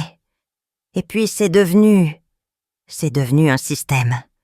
Et plus ça durait, plus c'était difficile d'arrêter. 61 000 €, Frank, en 18 mois. Il a fermé les yeux. Je sais. Et la mise sous tutelle? C'était aussi l'idée de Séverine. Il a ouvert les yeux. Ils étaient pleins de larmes et de honte. Ouais, elle disait que c'était la meilleure solution pour tout le monde, que tu vieillissais, que tu ne comprenais plus les choses, que c'était mieux si quelqu'un gérait tout à ta place. Quelqu'un comme elle. Oui. Le silence est revenu. Un silence si lourd que je pouvais entendre le tic-tac de l'horloge dans le couloir, celle que Gérard avait achetée dans une brocante à Annecy, il y a 30 ans. Elle ne retardait jamais d'une seconde. « Et Frank, ai-je dit lentement, quand est-ce que tu as arrêté de me voir comme ta mère et commencé à me voir comme un obstacle ?» Il n'a pas répondu. Il a juste baissé la tête. Et c'était une réponse en soi. Léo est apparu dans l'encadrement de la porte. Il tenait une construction en Lego, une tour multicolore, bancale mais fière. « Mamie, regarde, j'ai fait la tour Eiffel. » J'ai souri. Un vrai sourire, pas un sourire de façade. Le sourire d'une grand-mère devant l'œuvre de son petit-fils. « Elle est magnifique, mon chéri. » Puis il a vu son père. « Papa, pourquoi tu pleures ?» Frank a essuyé ses yeux d'un geste brusque. « C'est rien, bonhomme. Papa est fatigué. » Léo l'a regardé avec cette gravité que les enfants ont parfois, cette capacité à voir au-delà des mots. « C'est parce que maman est partie ? Maman est allée faire une course. Elle revient. » Léo a hoché la tête. Il n'était pas convaincu. Mais il n'a pas insisté. Il est retourné jouer. Frank s'est levé. « Je vais partir aussi, maman. » Oui. Il a mis son manteau. Il a ramassé l'enveloppe de Maître Castex. Il l'a mise dans sa poche. À la porte, il s'est retourné. « Maman, je vais tout rembourser. Je te le jure. » Je l'ai regardé. Ce fils que j'avais nourri, élevé, aimé pendant 44 ans. Cet homme qui avait les yeux de son père et les faiblesses d'un enfant qui n'a jamais appris à dire non. Ne jure pas, Franck. Fais-le. Il est parti. J'ai entendu sa voiture démarrer. Le gravier a crissé. Puis le silence. J'ai refermé la porte. J'ai marché jusqu'à la cuisine. Léo avait laissé sa tour Eiffel en Lego sur la table, à côté des miettes de tarte aux Mirabelle. Je l'ai prise dans mes mains. Elle était fragile, mal équilibrée, prête à s'effondrer. Comme ma famille. Qu'auriez-vous fait à ma place ce soir-là? Les jours qui ont suivi ont été un désert de silence, de solitude, d'absence. Franck ne m'a pas appelé, pas un message, pas un signe. Séverine non plus, évidemment. Et Léo, mon Léo, était quelque part entre ces deux adultes défaillants, et je ne pouvais rien faire pour lui. Le premier dimanche sans déjeuner familial, je me suis réveillée à 7 heures, comme d'habitude. J'ai commencé à préparer la cuisine par automatisme. J'ai sorti le poulet du réfrigérateur. J'ai épluché des pommes de terre. Et puis je me suis arrêtée. Il n'y avait personne à nourrir. Le poulet est retourné au réfrigérateur. Les pommes de terre sont restées sur le plan de travail. Je me suis assise et j'ai regardé par la fenêtre. Le jardin était nu. Les arbres avaient perdu leurs feuilles. Le tilleul de Gérard se dressait comme un squelette contre le ciel gris. J'ai pensé, est-ce que j'ai fait le bon choix? Françoise est venue l'après-midi. Elle m'a trouvée sur le canapé, enveloppée dans un plaid, les yeux dans le vide. « Tu broies du noir », a-t-elle dit. « Ça ne te ressemble pas. » Je pense à Léo. Léo ira bien. Les enfants sont résistants. Et Franck? Françoise s'est assise à côté de moi. Elle m'a pris la main. Franck est un adulte. Il a fait des choix. Maintenant, il doit en assumer les conséquences. Mais c'est mon fils, et tu es sa mère, et il t'a volé. L'un n'efface pas l'autre. Elle avait raison. Bien sûr qu'elle avait raison. Mais la raison ne console pas. La raison ne remplit pas une maison vide un dimanche midi. La raison ne remplace pas le rire d'un enfant de 8 ans dans le jardin. Les semaines ont passé. Janvier est devenu février. Février est devenu mars. L'enquête judiciaire suivait son cours. Maître Castex me tenait informé régulièrement. La SARL, bien vieillir ensemble, a été placée en liquidation judiciaire. Les comptes ont été saisis. Séverine risque une peine de prison avec sursis et une interdiction de gérer une société pendant 5 ans. Et Franck? Franck coopère. Il a tout reconnu. Il a fourni tous les documents que nous demandions. Le procureur en tiendra compte. Il ira en prison? C'est peu probable, vu sa coopération. Mais il aura un casier judiciaire. Et il devra rembourser. Un casier judiciaire. Mon fils avec un casier judiciaire. Le petit garçon qui collectionnait les cartes Pokémon et qui rêvait de devenir astronaute. Un soir de mars, alors que je corrigeais des mots croisés dans le salon, j'avais repris cette habitude depuis que j'étais seule. Les mots croisés me tenaient en compagnie. On a sonné à la porte. Il était 20 heures. Personne ne venait chez moi à 20 heures. J'ai ouvert. C'était Franck. Il était seul. Il portait un jean froissé et un vieux sweatshirt. Il avait les yeux cernés, le teint gris. Il avait maigri. « Maman, je peux entrer ?» J'ai hésité. Puis j'ai ouvert la porte en grand. Il est entré. Il a regardé autour de lui comme s'il découvrait la maison pour la première fois. Puis il s'est assis à la table de la cuisine, sans rien dire. Je me suis assise en face de lui. Le silence a duré peut-être 1 minute. Puis il a parlé. Séverine est partie. Partie où? Chez sa sœur à Marseille. Elle a pris la moitié des meubles et le reste de nos économies. Ce qu'il en restait. Et Léo? Il est avec moi, pour l'instant. On a trouvé un arrangement temporaire. 1 semaine chacun. Comment il va? Franck a fermé les yeux. Il demande pourquoi maman et papa ne vivent plus ensemble. Et pourquoi il ne vient plus chez mamie le dimanche. Oh, ma gorge s'est serrée. Et qu'est-ce que tu lui dis? Que les grandes personnes font parfois des bêtises et qu'elles doivent les réparer. Il avait repris mes mots, ceux que j'avais dits à Léo le jour de la confrontation. Maman, je suis venue te dire quelque chose. Dis. J'ai été lâche, pas seulement avec l'argent, avec tout. J'ai laissé Séverine prendre les décisions. J'ai laissé faire parce que c'était plus facile que de résister. Et chaque fois que je voyais les chiffres, chaque fois que je signais un virement, je me disais que c'était temporaire, que j'allais tout rembourser, que tu ne t'en rendrais jamais compte. Il a ouvert les yeux. Ils étaient remplis de larmes. Mais le pire, maman, le pire, c'est que j'ai commencé à te voir comme elle te voyait. Comme une vieille femme qui ne comprenait rien, qui vivait dans le passé, qui n'avait pas besoin de tout cet argent.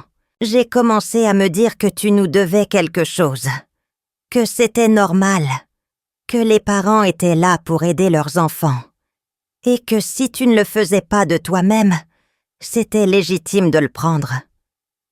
Il a essuyé ses yeux. Je suis devenue quelqu'un que papa n'aurait jamais reconnu. Ces mots m'ont frappé plus fort que tous les chiffres, toutes les factures, toutes les preuves, parce qu'ils étaient vrais. Et la vérité, quand elle vient de celui qui vous a blessé, a une saveur amère et brûlante, comme un café trop fort qu'on boit quand même parce qu'on en a besoin. Franck, ai-je dit, je ne vais pas te mentir. Ce que tu as fait m'a détruite. Pas l'argent, je m'en fiche de l'argent. Ce qui m'a détruite, c'est la trahison. C'est de savoir que mon fils, mon unique enfant, me mentait chaque dimanche en me donnant 800 € avec un sourire. C'est de savoir que tu me regardais dans les yeux et que tu pensais que j'étais trop bête pour comprendre. Tu n'es pas bête, maman. Tu es la femme la plus intelligente que je connaisse. Alors pourquoi tu m'as traitée comme une imbécile? Il n'a pas répondu. Il ne pouvait pas répondre. Parce que la réponse, nous la connaissions tous les deux. Il m'avait traitée comme une imbécile parce que c'était plus facile que de me respecter. Le respect demande du courage. Le mensonge, non. Nous sommes restés là longtemps, dans cette cuisine, sans parler. L'horloge de Gérard tic-taquait dans le couloir. Le réfrigérateur bourdonnait doucement. Le monde continuait de tourner autour de nous, indifférent à notre douleur. Puis Franck a dit « Maman, je ne te demande pas de me pardonner. Je sais que c'est trop tôt. Peut-être que ça le sera toujours. Mais je veux que tu saches que je vais tout rembourser. Chaque centime, même si ça me prend 10 ans. Et la tutelle, les factures fictives, le transfert de propriété. C'était Séverine. Tout ça, c'était son plan. Depuis le début. Depuis le jour où elle a vu tes appartements pour la première fois. Mais tu as dit oui. Oui. J'ai dit oui. Et c'est impardonnable. Il s'est levé. Je vais y aller. Léo m'attend. Il est chez la voisine. Attends. Il s'est retourné. Dis à Léo qu'il peut venir dimanche. Ses yeux se sont écarquillés. Vraiment? Léo n'a rien fait de mal. C'est mon petit-fils. Il a sa place ici. Et moi? J'ai réfléchi. Longtemps. Puis j'ai dit, toi, tu le déposeras à la porte et tu reviendras le chercher à 16 heures. Franck a hoché la tête. Il a compris. Il pouvait amener Léo, mais il n'était plus le bienvenu à ma table.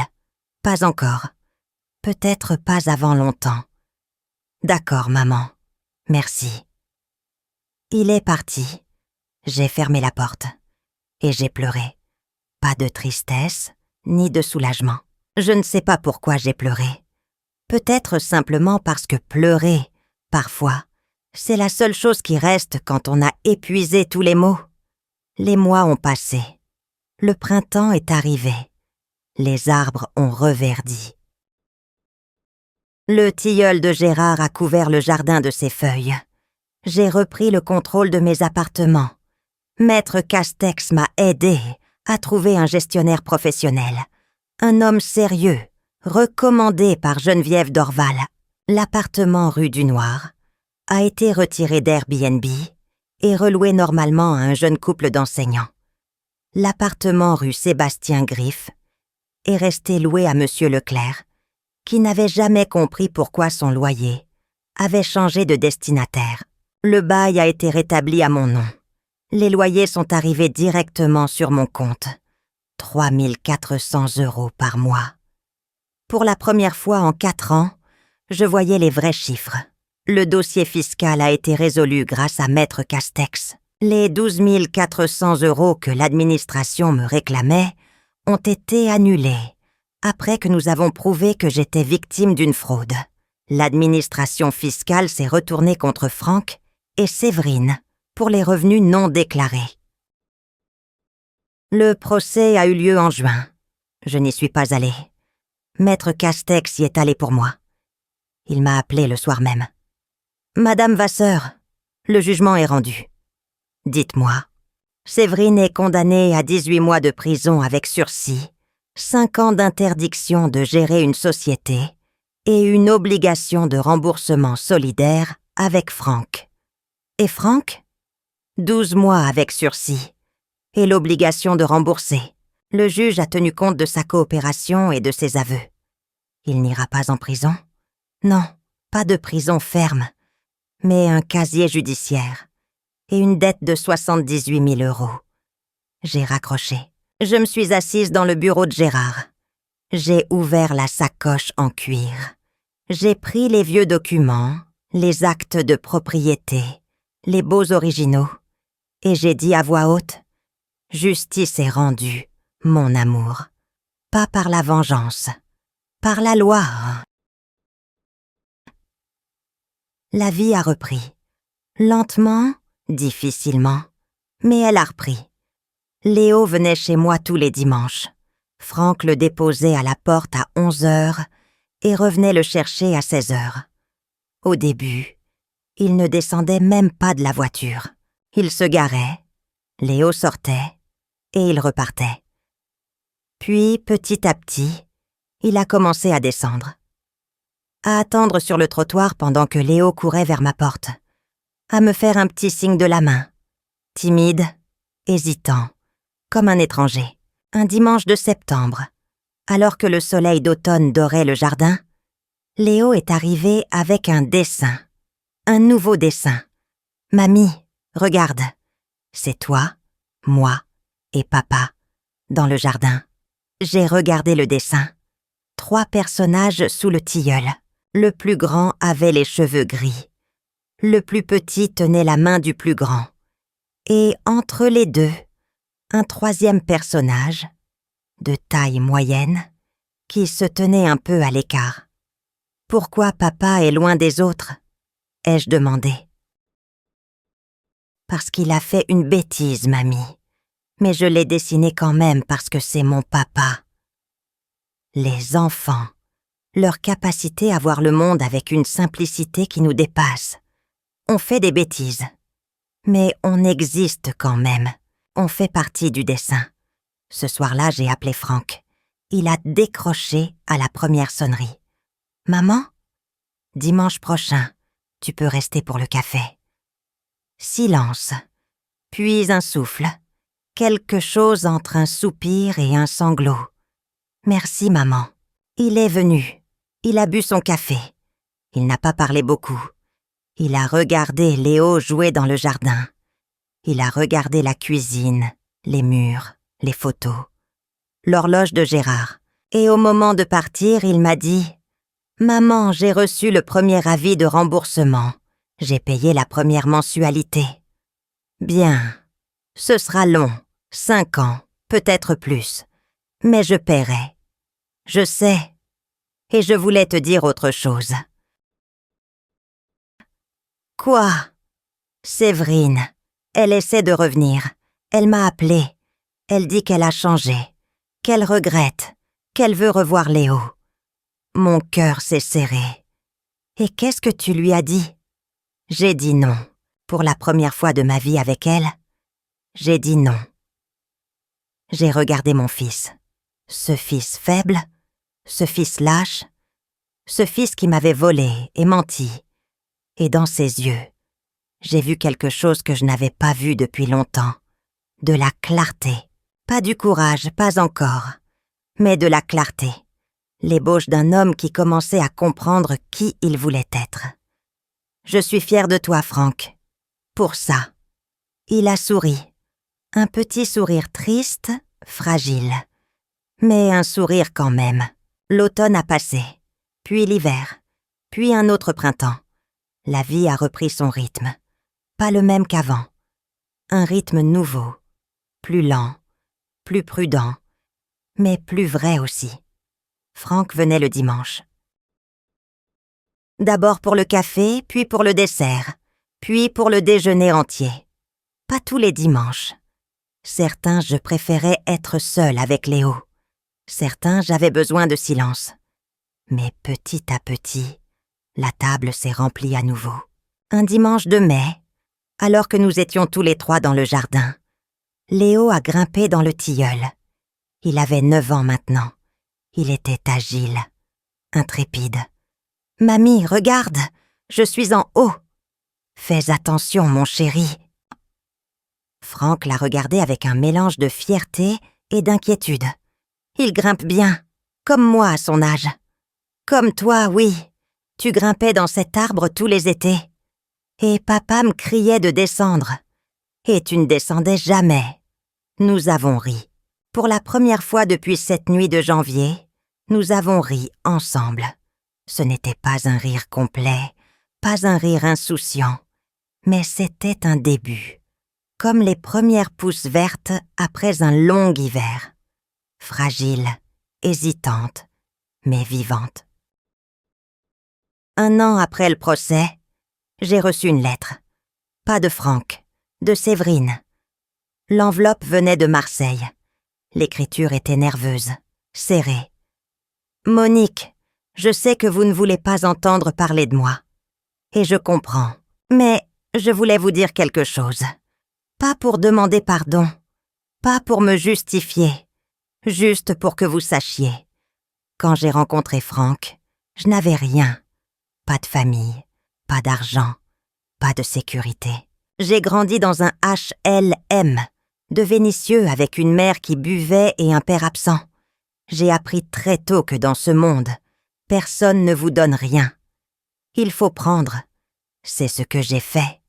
J'ai pris, pas par méchanceté, par survie. Quand j'ai vu vos appartements, votre maison, votre vie tranquille, j'ai vu tout ce que je n'avais jamais vu. Et j'ai voulu le prendre, pas le mériter, pas le construire, le prendre. C'est la seule manière que je connaissais. Aujourd'hui, j'ai tout perdu. Mon mari, ma société, ma réputation. Je vis chez ma sœur dans un studio de 25 mètres carrés. Je travaille comme caissière dans un supermarché. Et chaque soir, je pense à Léo, mon fils, qui grandit sans moi. Je ne vous demande pas de comprendre.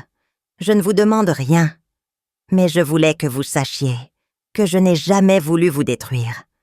J'ai juste voulu avoir ce que vous aviez. Et j'ai utilisé les pires moyens pour y arriver. Séverine, j'ai lu cette lettre 3 fois. Et j'ai ressenti quelque chose d'inattendu. Pas de la pitié, non. Pas du pardon. Quelque chose de plus complexe, de la compréhension. Pas l'approbation de ce qu'elle avait fait, jamais. Mais la compréhension de pourquoi. Quand on grandit dans le manque, quand on n'a jamais connu la sécurité, on développe des réflexes de prédateur. On prend avant qu'on ne vous prenne. On ment avant qu'on ne vous mente. Ce n'est pas une excuse. Mais c'est une explication. Et parfois, comprendre l'autre, même quand il nous a blessés, c'est le premier pas vers sa propre guérison. J'ai rangé la lettre dans le tiroir de la commode, celui où je gardais la sacoche de Gérard. Je n'ai pas répondu. Je n'avais rien à lui dire. Pas encore. Peut-être jamais. Les mois ont continué à défiler. Franck remboursait régulièrement. Chaque mois, un virement arrivait sur mon compte. Pas un gros montant, 1 000 €, parfois 1 500. Mais c'était régulier, fiable, comme l'horloge de Gérard. Un soir, Françoise et moi avons dîné ensemble chez moi. Je lui avais préparé un gratin de courgettes et une salade. Nous avons bu du rosé sur la terrasse, dans la douceur de juin. « Comment tu te sens ?» m'a-t-elle demandé. J'ai réfléchi. Différente. Différente comment? Plus forte, plus claire. Comme si quelqu'un avait nettoyé une vitre que je regardais à travers depuis des années. Avant, tout était flou, le brouillard de la confiance aveugle. Et maintenant, je vois. Tu vois quoi? Tout. Les chiffres, les gens, les intentions. Je ne suis plus naïve, Françoise. Je ne serai plus jamais naïve. Ce n'est pas un défaut, la naïveté. C'est de la bonté. Non, la bonté, c'est choisir de faire confiance, en sachant que l'autre pourrait nous trahir. La naïveté, c'est ne pas imaginer que c'est possible. J'étais naïve. Maintenant, je suis bonne. Et la différence, c'est que maintenant, je lis chaque papier avant de le signer. Françoise a ri. La professeure de mathématiques est de retour. Elle n'était jamais partie. Elle dormait, c'est tout. 2 ans ont passé depuis la confrontation.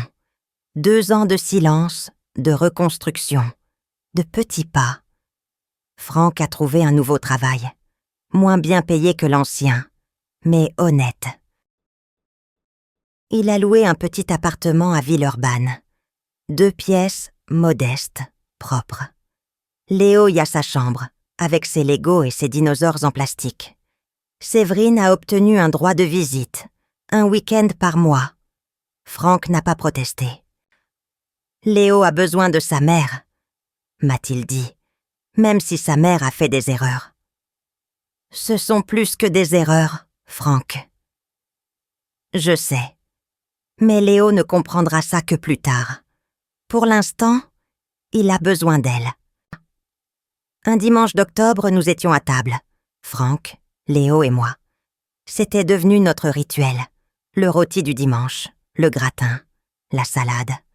Et parfois, quand j'avais le courage et l'envie, la tarte aux mirabelles. Ce jour-là, j'avais fait la tarte. Léo en était à sa 2e part. Franck buvait son café. Et Léo a dit « Mamie, tu sais quoi? Papa n'a plus 2 téléphones. » J'ai regardé Franck. Il a rougi. Puis il a dit « Non, bonhomme. Papa n'a plus qu'un seul téléphone. » Et plus rien à cacher. Léo a hoché la tête, satisfait, et est retourné à sa tarte. Et moi, j'ai regardé cette scène, mon fils, mon petit-fils, cette cuisine, cette table où tant de choses s'étaient passées. Et j'ai pensé, c'est ça, la vie. Pas le grand geste héroïque, pas la vengeance spectaculaire, pas le pardon miraculeux. Juste ça, un dimanche, un rôti, un enfant qui mange de la tarte, et 2 adultes qui essaient, lentement, maladroitement, de reconstruire ce qui a été brisé. Je ne sais pas si je pardonnerai complètement un jour. Le pardon, ce n'est pas un interrupteur qu'on allume ou qu'on éteint. C'est un processus, long, lent, parfois douloureux. Certains jours, je regarde Franck et je vois mon fils, celui qui grimpait dans le tilleul, celui qui collectionnait les cartes Pokémon, celui qui me disait « Maman, je t'aime » avant de s'endormir. D'autres jours, je le regarde et je vois l'homme qui m'a menti pendant 18 mois, qui a détourné l'héritage de son père, qui a laissé sa femme tenter de me mettre sous tutelle. Les 2 sont vrais. Les 2 coexistent. Et je dois vivre avec les 2. Il y a quelques semaines, J'ai fait quelque chose que je n'avais jamais fait. Je suis allée dans une association d'aide aux personnes âgées, victimes de maltraitance financière. Pas comme bénéficiaire, comme bénévole. J'ai dit à la responsable « Je m'appelle Monique Vasseur, j'ai 70 ans. Mon fils m'a volé 61 000 € et je voudrais aider d'autres femmes à ne pas vivre la même chose. » Elle m'a regardée avec surprise. Puis, avec respect, « Madame Vasseur, vous êtes exactement la personne dont nous avons besoin. » J'y vais maintenant 2 fois par semaine. Je rencontre des femmes, des hommes aussi, souvent âgés, souvent seuls, qui ont signé des papiers sans les lire, qui ont fait confiance à un fils, une fille, un neveu, un voisin, qui se sont retrouvés dépouillés, endettés, humiliés, et je leur dis ce que personne ne m'a dit à temps. Lisez chaque document, posez des questions. Et si quelqu'un vous dit que c'est trop compliqué pour vous, c'est exactement le moment de faire attention. L'autre jour, une femme est venue me voir. Elle s'appelait Marcelle. Elle avait 77 ans. Ses mains tremblaient. Elle pleurait. « Mon petit-fils gère mes comptes depuis 2 ans, et je ne sais pas où va l'argent. » Je lui ai pris les mains. Je l'ai regardé dans les yeux. « Marcelle, vous avez fait le premier pas. Vous êtes venue. C'est le plus difficile. Maintenant, on va regarder les chiffres ensemble. » Elle m'a souri à travers ses larmes. « Vous savez compter ? » ?»« Madame, j'ai été professeur de mathématiques pendant 35 ans. Les chiffres, c'est ma langue maternelle. » Nous avons ri, et dans ce rire, dans ce moment partagé entre 2 femmes que la vie avait malmenées, j'ai senti quelque chose de chaud, de lumineux, du sens, de l'utilité, de la dignité. Aujourd'hui, je suis assise dans le bureau de Gérard. La sacoche en cuir est ouverte devant moi. Les documents sont rangés, classés, vérifiés. Chaque mois, je reçois mes loyers. Chaque mois, je lis mes relevés bancaires, ligne par ligne. Chaque mois, je vérifie que tout est en ordre. Et chaque mois, je touche la sacoche en cuir de Gérard et je murmure. « Tu avais raison, mon amour. Les appartements, c'était notre assurance vie. Et personne ne me les prendra. Léo a 10 ans maintenant. » Il ne pose plus de questions sur les 2 téléphones. Il construit des fusées en Lego et rêve de devenir ingénieur. Chaque dimanche, il s'assoit à cette table, dans cette cuisine, et il dévore ma tarte aux mirabelles avec une gourmandise qui me fait rire. Et quand il me regarde avec ses grands yeux bruns, je vois Gérard, je vois Franck enfant, je vois l'avenir. Franck rembourse, chaque mois, sans retard. Il ne parle plus de Séverine. Il a commencé à voir un psychologue. Il m'a dit un jour « Maman, le psy m'a demandé quand j'avais été heureux pour la dernière fois. Et tu sais quoi ? J'ai répondu quand j'étais petit. Dans ta cuisine, avec papa et la tarte aux mirabelles. » J'ai souri. « Tu veux que je t'apprenne la recette ?» Il a ri. « Oui, comme ça, je la ferai pour Léo. » Et c'est ce que nous avons fait. Un samedi après-midi, dans cette cuisine, j'ai appris à mon fils à faire la tarte aux mirabelles de son père. La pâte brisée, les fruits dorés, le sucre vanillé. Et pendant qu'il pétrissait la pâte avec des mains maladroites, j'ai vu quelque chose que je n'avais pas vu depuis longtemps. Mon fils, pas l'homme qui m'avait menti, pas le voleur, pas le lâche. Mon fils, celui qui avait les mains de son père et le sourire de son enfance. Ce que j'ai appris de tout cela tient en quelques vérités simples. On peut aimer son fils et lui dire non. On peut être trahi et rester debout. On peut perdre confiance et la reconstruire, pierre par pierre, comme Gérard construisait tout, avec patience et précision. Les chiffres ne mentent jamais. Les gens, parfois, Mais les chiffres, jamais. Et parfois, la vérité la plus importante sort de la bouche d'un enfant de 8 ans, assis à une table de cuisine, un dimanche soir, entre le rôti et le dessert. Si mon histoire aide ne serait-ce qu'une femme à ouvrir un relevé bancaire, à lire une procuration avant de la signer, à poser une question quand quelque chose ne colle pas, alors tout ce que j'ai traversé aura eu un sens. Parce qu'au bout de la trahison, il y a toujours une leçon. Et au bout de la nuit, il y a toujours un dimanche matin, une cuisine ensoleillée, un tilleul dans le jardin, et un enfant qui dit « Mamie, tu me fais une tarte ?» 61 000 €, volés par son propre fils, son propre sang.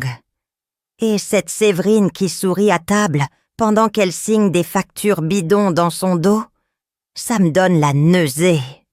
Le pire, c'est la tutelle. Il voulait te la faire passer pour folle. Une prof de maths.